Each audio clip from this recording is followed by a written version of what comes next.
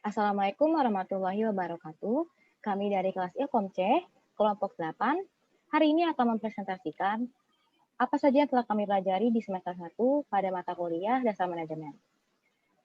Terima kasih kepada Mas Nanto Purwanindyo selaku dosen pengampu kami.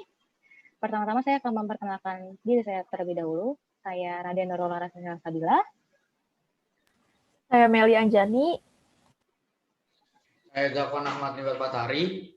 Saya Sini Marsala. Saya Gishan Ziknia Gisna. Presentasi akan dilakukan oleh teman saya Meli.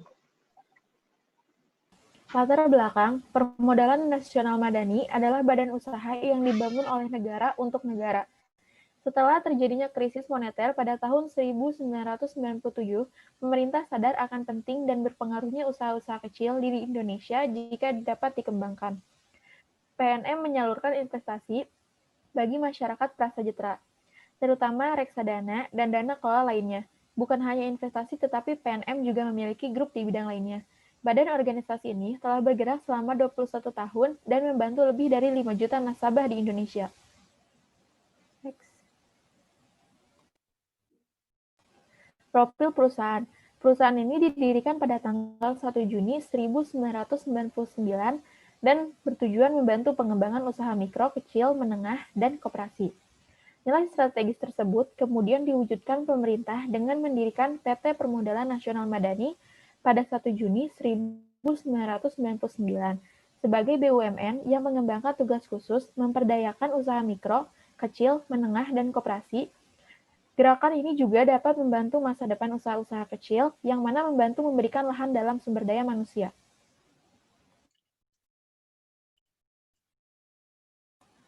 Berikut visi misi perusahaan PNM.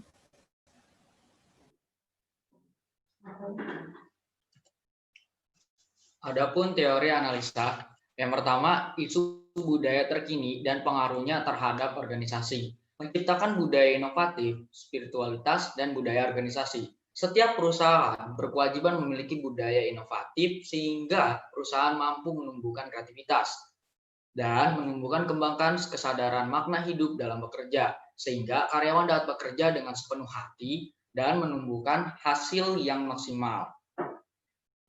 PT Permodalan Nasional Madani adalah perusahaan yang menganut budaya inovatif, spiritualitas, dan organisasi.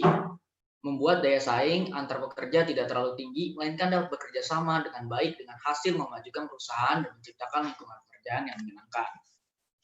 Yang kedua, praktik manajemen pada lingkungan global.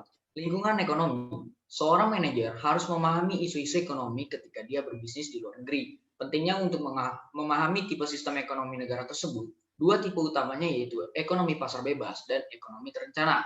PNM melakukan pendekatan kepada nasabah untuk membuka beberapa usaha dan melakukan survei kepada nasabah dan usaha tersebut agar memperluas pendapatan.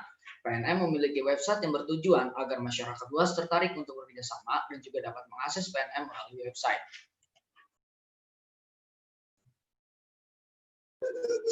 Mengelola tanggung jawab sosial dan etika organisasi. Tanggung jawab sosial. Keterlibatan perusahaan dalam aksi karena kewajibannya untuk memenuhi tanggung jawab ekonomi dan hukum. Ide ini merefleksikan pandangan klasik dari tanggung jawab sosial. Yang kedua, pandangan sosioekonomi. Menyatakan bahwa tanggung jawab sosial manajer bukan sekedar menghasilkan keuntungan, tetapi juga termasuk melindungi dan meningkatkan kesejahteraan sosial. PNM sudah menerapkan tanggung jawab dan etika secara hukum, salah satu contohnya dengan tidak membuang sampah sembarangan dan dilarang merokok pada area perusahaan. PNM juga sudah menjalankan kepedulian sosial dengan cara meningkatkan kesejahteraan nasabah perusahaan.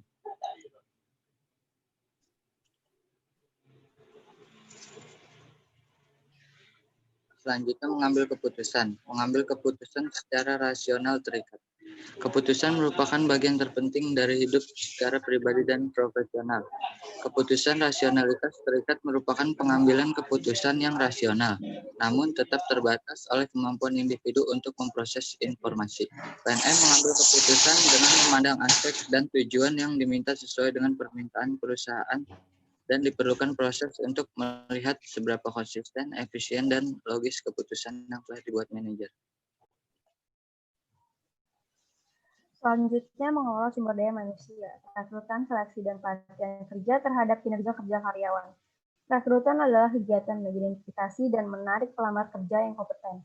Sedangkan seleksi adalah kegiatan menyaring pelamar kerja agar memastikan bahwa kandidat yang paling layaklah yang diterima.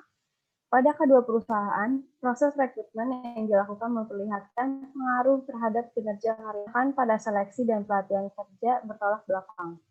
PNM merasa bahwa seleksi dan pelatihan kerja signifikan akan kinerja kerja, sedangkan pada CV Celebes merasa kegiatan tersebut tidak terlalu signifikan. Next.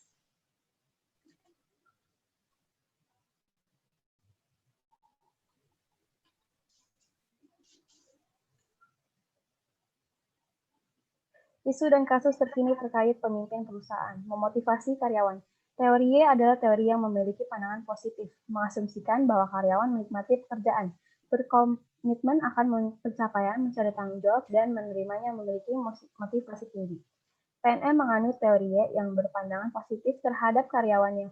Pimpinan memberikan motivasi melalui kata-kata penyemangat pada karyawannya. Biasanya di akhir rapat, atasan memberikan kata-kata motivasi dan semangat kepada karyawannya, dan menurut kami perlakuan tersebut sangat memotivasi dan menambah semangat kerja.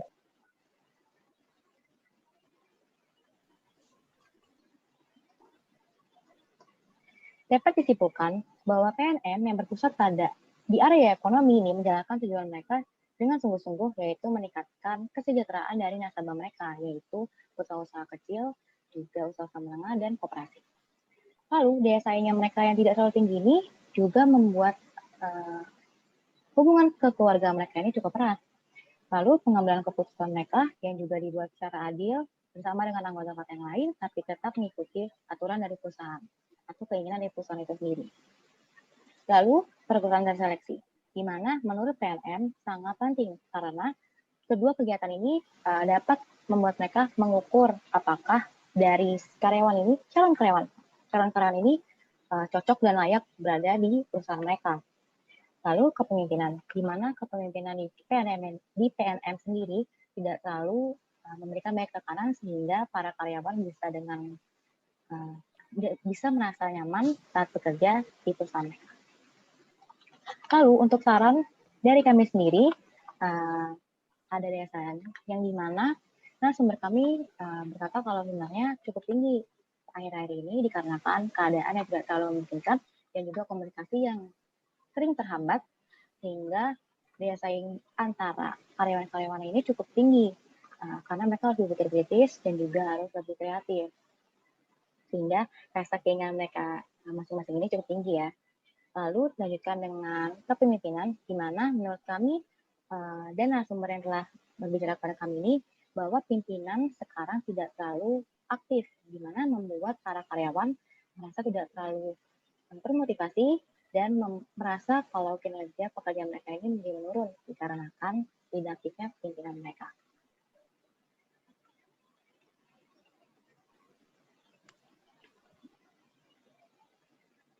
Sekian dari kami. Maaf bila banyak salah. Wassalamualaikum warahmatullahi wabarakatuh.